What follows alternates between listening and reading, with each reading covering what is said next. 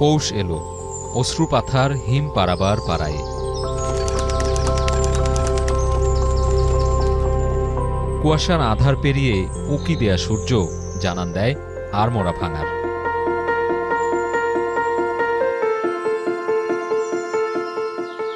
পৌষ সম্ভাবনার, পৌষ স্বপ্ন বোনার। হিমশীতল হাওয়ায় বহে আনন্দ আবহ। মরা কার্তিকের খরা ঘুচিয়ে ফসলের প্রাচুর্য কৃষকের আঙিনায়। জমিনের অবিশস্যের আলপনা, বিন্নি ধানের পিঠাপুলির ম গন্ধে ডুবে যাওয়া। বাংলাদেশের গ্রামাঞ্চলে ধান ওঠে, কৃষকের হাতে টাকা আসে এবং সেইটা থেকে সে আনন্দ করে। তো সেই দিক থেকে আমি মনে করি যে বিজয় দিবসও আমাদের একটা মুক্তির আনন্দ। তো এই যে আনন্দের যে একটা আবহ বিজয় দিবসে এবং পৌষে, সেটা মনে হয় যে আরেকটা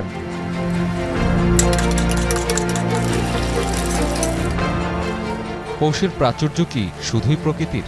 মাটির মমতায় বেড়ে ওঠা প্রকৃতির এই দোলা তো মানুষের চিত্তেও। ৭১-এর এমন পৌষের দিনেই যে বাংলাদেশ লিখেছিল পরাধীনতার শেকল ভাঙার গান। সেই মুক্তির অমসৃণ পথে বাংলাদেশ হেঁটেছে দীর্ঘ পথ, পূরণ হয়নি স্বাধীনতার আকাঙ্ক্ষা। তবে এই পৌষ নতুন বাংলাদেশের, ২৪-এর তারুণ্যের জয়গাথা। কুয়াশামাখা পৌষের সাথে যৌথ সম্মিলন বিজয়ের। কেননা পৌষের এমন সন্ধিক্ষণেই তো স্বাধীন হয়েছিল প্রিয় মাতৃভূমি। ৭১ থেকে ২৪, বিজয়ের পরম্পরায় পেরিয়ে গেছে ৫ দশকেরও বেশি সময়। কত দল, কত সরকার, কত মিছিল, কত সমাবেশের পর আজও সাম্য আর ন্যায্যতা প্রতিষ্ঠার অপেক্ষায় প্রিয় বাংলাদেশ।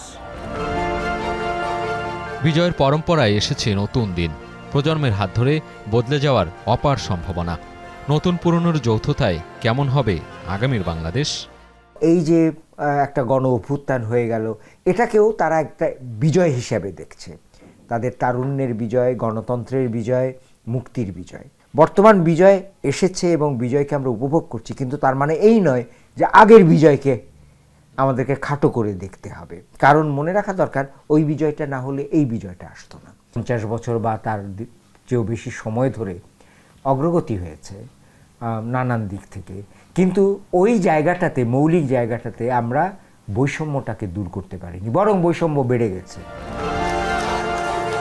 বিজয়ের ৫ দশক পেরিয়ে দুয়ারে পৌষের সম্ভার, তাতে তারুণ্যের ওম প্রত্যয়, বিপ্লবের অপরাজয় ইশতেহার নিয়ে এগিয়ে চলার।